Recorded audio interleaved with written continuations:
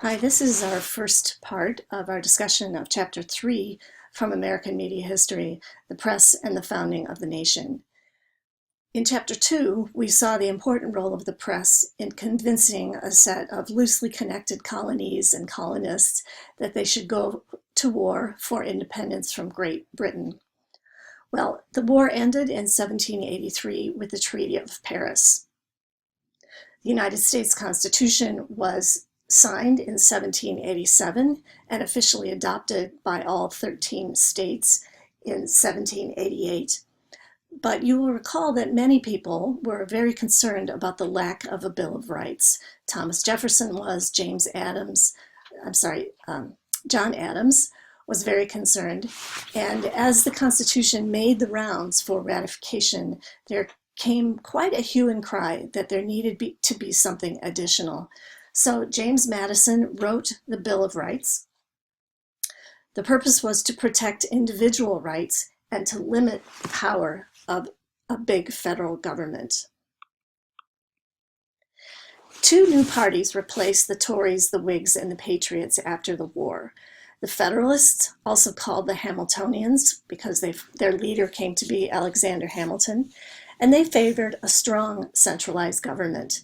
The Anti-Federalists were led by Thomas Jefferson, who believed very strongly in states' rights, and he adopted as his sort of mantra Thomas Paine's quote, that government is best which governs least.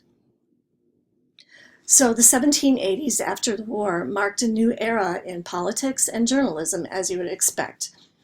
The revolutionary press became a nation-building press, and the key to the debates about shaping the new government, of how this new system was going to work. Most scholars doubt that the majority of the framers intended the First Amendment to be absolute. They didn't feel that it would be inappropriate to have no limitations on freedom of the press. So each side, the Hamiltonians and the Jeffersonians, developed their own newspapers.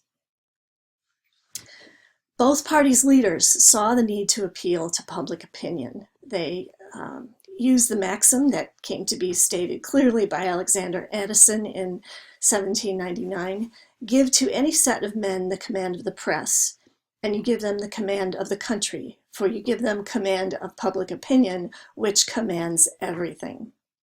So each side created their own newspapers, and very powerful editors became the mouthpiece of both parties. And in fact, they were sometimes funded by the parties and by the individual politicians. So the Federalists were supporters of the Constitution as it was. They did not think that the Bill of Rights was necessary because whatever was not specified in the original Constitution for the federal government, the states would uphold. So these were people who, prior to the war, would have been most closely connected with the Whig Party. Their supporters were men of business, manufacturing, and banking, and they were not interested in any kind of risky social experiment that the Patriots had been so concerned about. Perhaps the most important document in laying out this perspective, the Federalist perspective, were the Federalist Papers written by Alexander Hamilton, James Madison, and John Jay, and there were 85 pieces in all. They were in fact editorials that were printed over and over again in newspapers throughout the colonies. The Federalist Papers established Alexander Hamilton as the leader of the party. So what did he think? Well, he greatly admired the British government, even though he'd been part of the revolution. He wanted to restore the aristocratic model that had been in place in England to the new country of the United States. He wanted to encourage a well-to-do ruling class whose interest would be closely aligned with the interests of the nation. It's sort of that idea that if the business class, if their boats rise, then all boats rise with them. Hamilton was considered to be a natural journalist and pamphleteer, one of the fathers of the American editorial. He knew, as Thomas Jefferson, James Madison, George Washington, many of the other leaders knew, that a government or a politician could have no better friend than a newspaper dedicated to the party or to personal interests. And so the beginning of this was in 1789, the Federalist paper called the Gazette of the United States. And this was truly the beginning of the party press era. So Federalist editors in New York, there was Fenno, who was Gazette's editor. It was partially funded by Alexander Hamilton. He wanted it to be the official federal government newspaper, and Hamilton gave Fenno federal printing contracts. When the capital moved to Philadelphia, the Gazette did as well, because Hamilton wanted to have his newspaper, his mouthpiece, close to the seat of government. In New York, Cobbett's Porcupine Gazette took its place. He had only been in the United States for 6 years, but became a leading journalistic advocate for the Federalist point of view. Contrary to any notion of being neutral or balanced, he vowed to his readers that he would never be impartial, and he wrote scathing criticisms of the Anti-Federalists. Also in New York, Benjamin Russell's Columbian was a bit more moderate, but he wrote very clearly in favor of the Alien and Sedition Acts of 1798, which limited the ability of anyone to criticize the federal government's decision to go to war. Benjamin Russell said, "It is patriotism to write in favor of our government. It is sedition to write against it." Now, the Anti-Federalists and the Bill of Rights. The Anti-Federalists believed that without a Bill of Rights, there would be a centralized, too powerful government. They opposed the adoption of the Constitution without a Bill of Rights, and similar to the way things were before the Revolution, the Anti-Federalists represented the agrarian class and political philosophers who wanted this social revolution, the social reforms that had been started by the Revolution. Thomas Jefferson was the leader. He was the Secretary of State and Vice President to Washington before becoming president himself. Again, he wanted a decentralized government with emphasis on states' rights. He wanted a responsive, not responsible government, meaning that he felt the job of the government was to respond to what the people wanted. He saw that the primary means of communication was the newspaper. And since the political system was based on the will of the people, appealing to public opinion and informing public opinion was absolutely crucial. So this is an important and very famous quote from Thomas Jefferson.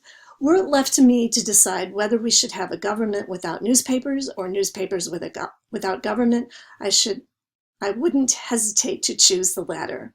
But I should mean that every man should receive those papers and be capable of reading them."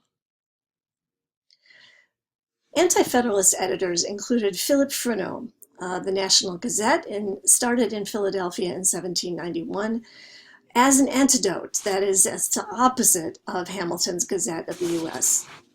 Freneau was hired by Jefferson and Madison. He had worked with Jefferson at the State Department. There were just incredible diatribes against Alexander Hamilton and almost over the top praise for Jefferson. So Freneau saw himself as a journalistic crusader. Hamilton saw that he had met his match, but he accused Jefferson of being the real voice of the Gazette and that Freneau was just his puppet. One of the most interesting and perhaps difficult parts of this time of history is that Hamilton and Jefferson were both on President Washington's cabinet, and they hated each other. They simply could not stand each other, and President Washington sometimes felt like he was spending more time trying to heal the rift between these two than governing. That rift actually was never solved, and Washington just kind of threw up his hands. So Jefferson, Madison, Freneau, and the other Anti-Federalists started calling themselves Republicans. When the Gazette became strapped for money, though, Jefferson pulled back its funding, and it was closed in 1793.